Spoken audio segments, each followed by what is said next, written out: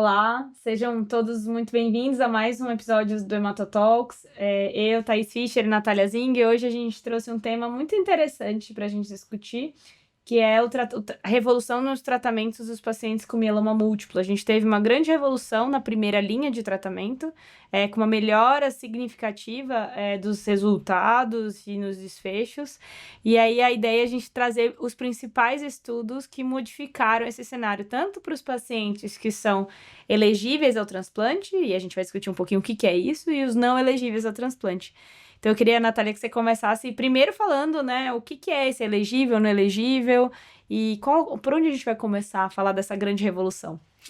Ótimo, Thaís. Então, assim, mieloma, eu acho que com certeza é uma das doenças que mais mudou nos últimos anos na hematologia. É sempre entre os top 5 no congresso de tratamentos Sempre e tem uma novas mesa, drogas. Tá sempre aquecido, né, o mieloma. E, bom, acho que transplante, como você bem colocou, e os pacientes sempre perguntam isso, né? O transplante, tem vários estudos que tentam derrubar o transplante, e o transplante continua se mantendo como uma ferramenta para melhorar, principalmente, a sobrevida livre de progressão. Ou seja, a gente ainda não fala de cura em mieloma, né? Então, para postergar uma possível recidiva, uma necessidade de um outro tratamento. E lembrando que transplante em mieloma múltiplo, ele não é um transplante, né? A gente poderia transformar Exato. esse título em terapia com altas doses de quimioterapia seguido com resgate de células-tronco. Nada mais é de uma quimioterapia mais intensiva que destruiria nossas células-tronco e então a gente coleta, reserva e devolve.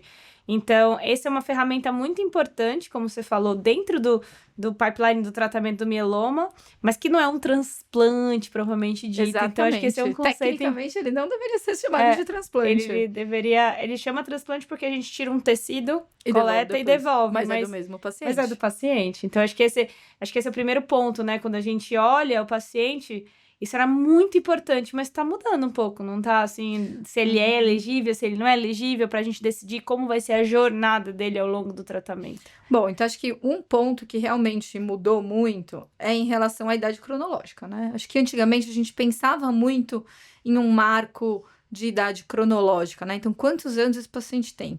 E aí, acho que até no geral, assim, como a gente tem melhorado a nossa saúde, tem melhorado nossas expectativas de vida, da população como um todo, isso também muda um pouco. Hoje, o paciente mais velho, assim, hoje com 70 anos, ele não é o mesmo paciente de 70 anos de 20, 15 anos atrás. Então, existem 70 anos e 70 anos, né? Depende como você vai construir o seu... Aqui, retomando um pouquinho do Outlive, né? Como é que você vai construir a sua jornada de vida, para que isso vai te permitir seguir para um lado ou por outro. E aí, depois, além da idade cronológica, que sim, acho que assim, a gente não pode perder também o respeito em relação à idade cronológica. Ela tem seu impacto, sim. Mas até assim, o que a gente pergunta para avaliar, né? A gente trabalha em centros transplantadores, e o que a gente avalia para ver se esse paciente é elegível ou não. Então, as doenças prévias, né, as comorbidades, a questão do tabagismo, que é uma coisa que pontua realmente como fator de risco, doenças cardiovasculares, doenças diabetes, pulmonares, hipertensão. E lembrar que se houver dúvida na maneira como você julga esse paciente, você pode lançar mão de uma avaliação geriátrica, que geralmente muito mais sensível e específica para você definir. E tem também escalas, né, que a gente poderia usar para respaldar a nossa avaliação e também não ficar só naquele olhômetro. Mas é óbvio que também tem uma questão dessa percepção clínica, isso a gente avalia, às vezes, o paciente entrando no consultório. Como que ele entra, como que ele senta, como ele levanta da cadeira. A gente também tem sempre uma avaliação multidisciplinar, né? Com a nutricionista, com o fisioterapeuta, com o psicólogo, com o dentista. Então, não é também só uma decisão médica, né? É uma decisão multidisciplinar para ver se esse paciente é elegível ou não. E muitas vezes a gente tem uma primeira consulta com esse paciente e fala: não, tudo bem, olha, a doença precisa transplantar. Aí a gente precisa ver se o senhor tem condições de transplantar, e às vezes não vai ser numa primeira visita.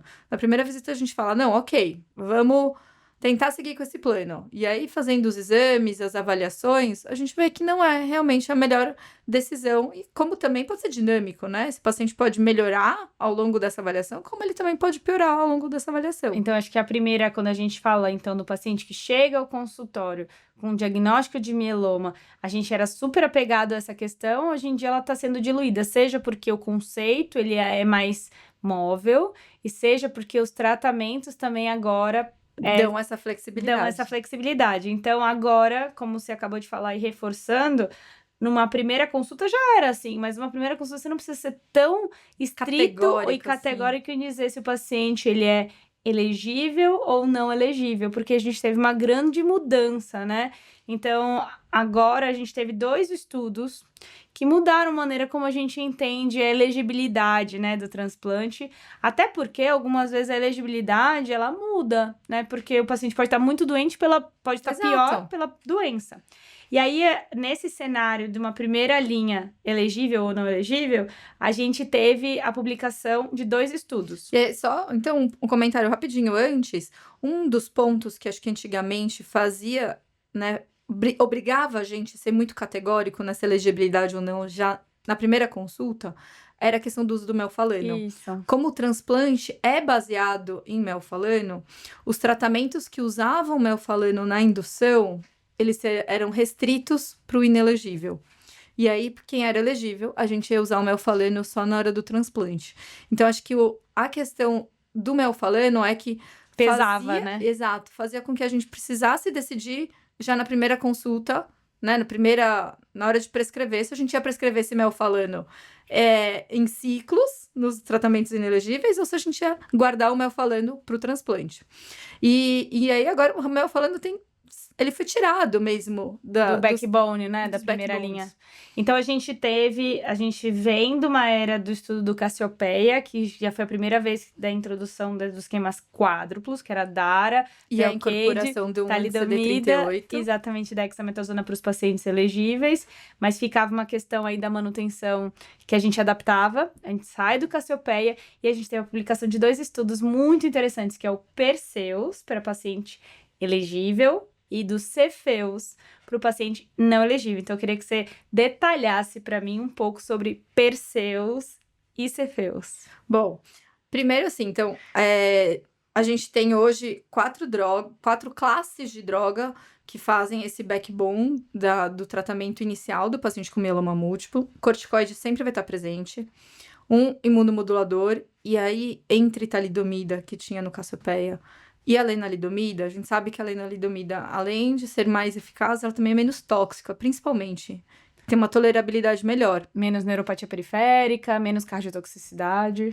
Depois, os inibidores de proteassoma, e aí aqui o bortezomib acaba tendo o seu papel principal. Também tem estudos trazendo o carfilzomib para a primeira linha, mas que nunca conseguiram derrubar o bortezomib.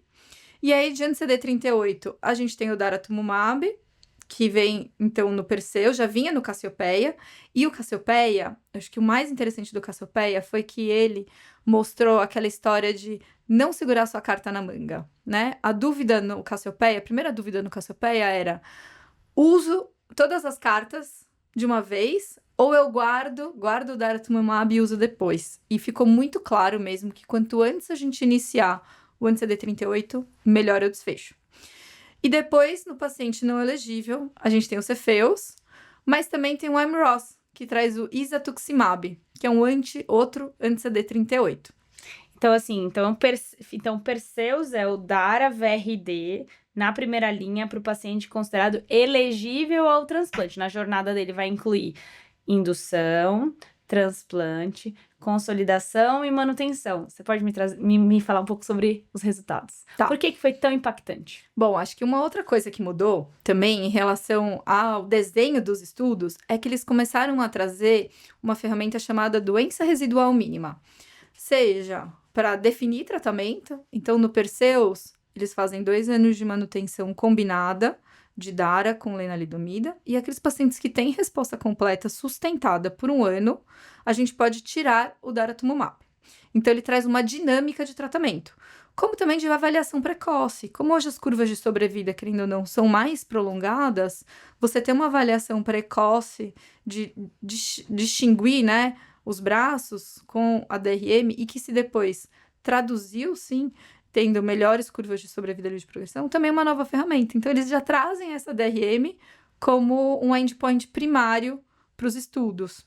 Então, veja na evolução dessa primeira linha de tratamento nos pacientes elegíveis, a gente não só mais está olhando o PFS e sobrevida global, mas está olhando também os dados de doença residual mínima. Mas teve uma diferença significativa, né, de sobrevida e de progressão no Perseus, primeiro falando do Perseus. Então, no Perseus, a gente tem, assim, numa avaliação de 4 anos, uma PFS de 84% versus 67%. É bastante, é um ganho, e é estatisticamente significante, então, assim, é 20% a mais, é muita coisa, né? Então... E é legal porque eles vão fazendo os cortes de DRM ao longo do tratamento e da manutenção.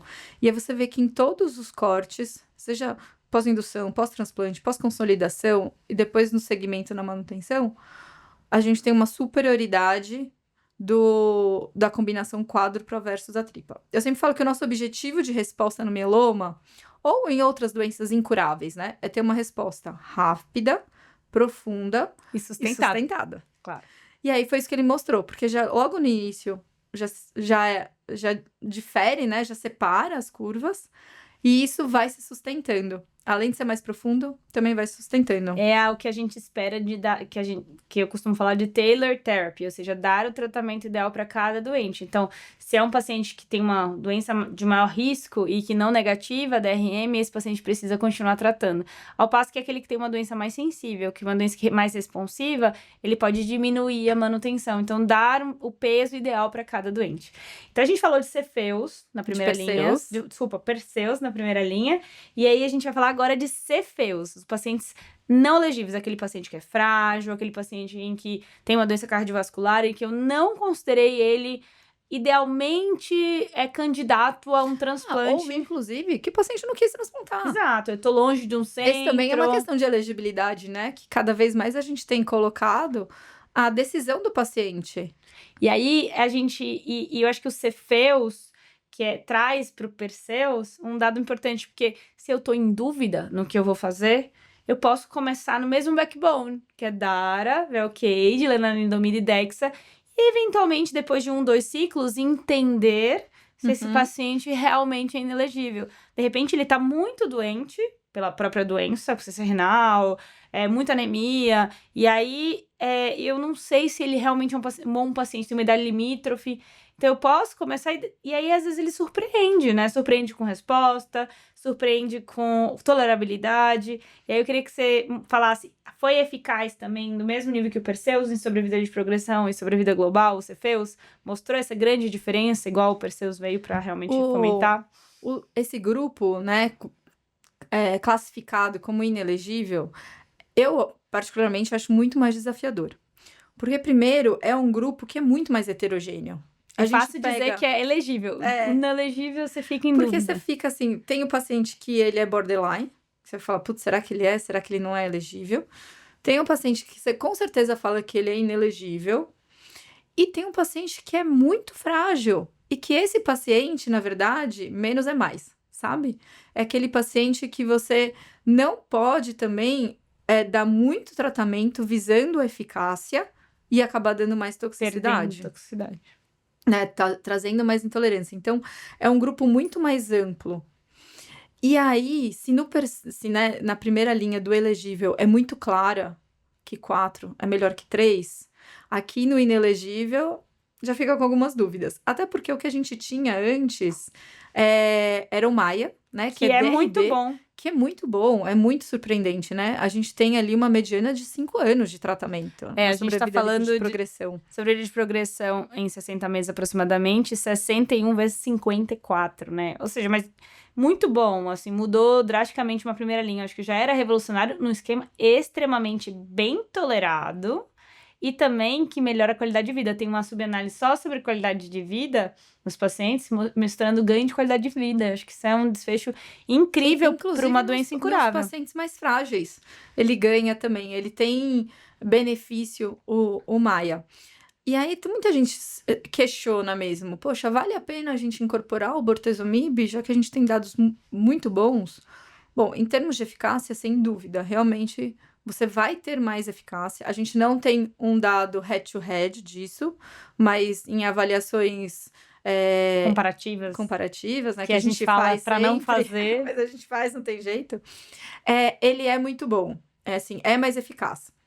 E lembrar que no Cefeus, ou seja, no Imerose, assim, o bortezomib, ele não é contínuo. O bortezomib, ele é finito. Então, no Cefeus, ele, por exemplo, ele vai ficar 8 meses de bortezomib. E depois você tira, né? 8 ciclos e depois você tira. Então, também não é que você está agregando droga e possível toxicidade a longo prazo. É por um curto prazo. E depois, então, acho que ainda vai ter um paciente que vai se beneficiar, sim, da combinação tripla com DRD. E também aqueles pacientes que são super frágeis, onde o que a gente quer, o nosso objetivo nesse paciente não é DRM. Nosso objetivo nesse paciente é qualidade de vida. Controle da doença, qualidade de doença. Ele não precisa ter resposta completa, ele não precisa ter resposta profunda. Ele precisa entrar em homeostase com a doença e manter uma boa qualidade de vida.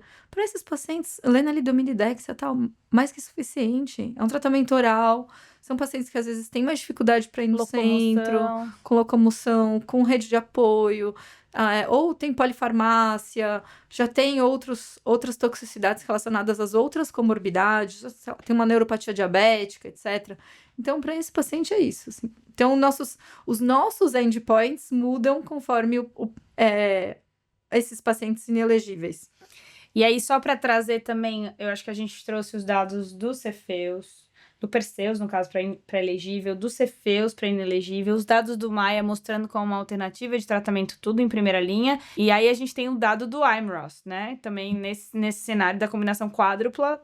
A única diferença aqui é que o anti-CD38, o daratumumab é subcutâneo, o isatuximab não é subcutâneo, acho que é uma questão... né? A gente já tem estudos em andamento aí que vão vir com ele. E o PFS em 60 meses não foi atingido para a combinação quádrupla com isatuximab, e aí gira em torno de 54% para a combinação VRD, ou seja, mostrando também como uma alternativa de tratamento, especialmente quando você não tem disponibilidade do daratumumab aí na primeira linha. Então fica aqui os 4 estudos para discussão aqui, para escolha num paciente numa primeira linha do mieloma. Você tem esse painel para definir quem é o seu paciente para cada uma das possibilidades. E tem, assim, algumas diferenças em protocolos, com qual frequência usa o CD38, a Dexa, se é ciclos de 21 dias, se é ciclos de 28. Tem algumas peculiaridades tem que entre consultar. os protocolos, mas, no geral, então, a gente vê essa possibilidade de 4 drogas, seja no elegível quanto no inelegível, com mais eficácia e trazendo essa flexibilidade de talvez a gente decidir se vai transplantar ou não um pouco mais para frente. E eu queria chamar a atenção e lembrar que tem realmente alguns estudos mostrando o quanto a gente pode flexibilizar o nosso protocolo também. Então, principalmente com dexametasona, a dexa é muito importante ali no início, onde a gente precisa enxugar a doença, mas talvez em fases um pouco mais prolongado, principalmente paciente que já tem resposta, e principalmente no paciente mais idoso, a gente deve reduzir e, inclusive, retirar a dexametasona, porque aí a gente só está agregando mais toxicidade, e corticoide a longo prazo é realmente um problema, sem ganhar benefício.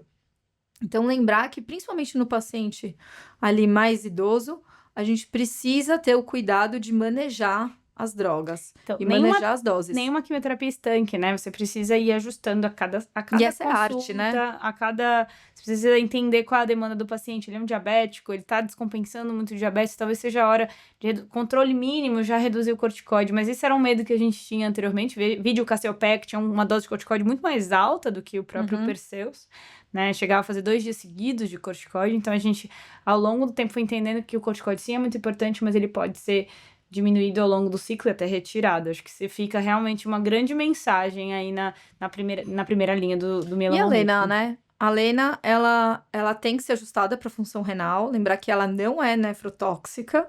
Então, ela pode ser usada em pacientes que têm comprometimento renal. Especialmente se o comprometimento renal é do mieloma. Mas a gente deve checar a dose. Inclusive, bem como você colocou, isso da clínica correspondente à doença em atividade. E não necessariamente a gente precisa começar tudo de uma vez. A gente pode, de repente, começar com bortezomib, e depois incorporar a lena, se você acha que naquele momento está muito crítico o paciente, você quer segurar um pouco. Então, essa arte, né, da medicina que fica justamente para a gente ir ajustando os protocolos pelo paciente. Óbvio que também não é para sair do protocolo. Sim.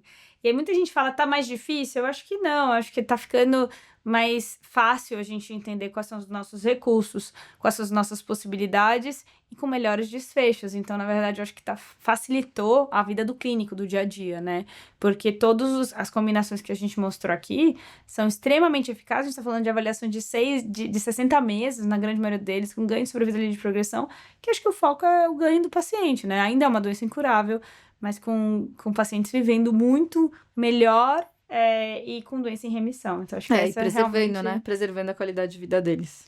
Acho que chegamos é um episódio mais técnico, um episódio que tem muitos dados, mas para trazer a primeira linha, a primeira consulta do paciente com mieloma que acabou de ser diagnosticado. E que sim, hoje é um cenário que nos anima muito, né? E para quem ficou em dúvida quanto aos diagnósticos, quais são os exames, a gente tem um episódio gravado, depois a gente pode colocar na referência sobre quais exames pedir na primeira consulta, como diferenciar a gamopatia do mieloma múltiplo. Então, esse aqui especificamente para os pacientes que têm indicação de tratamento, né? Então, só voltar um pouquinho que dá para ver os episódios anteriores.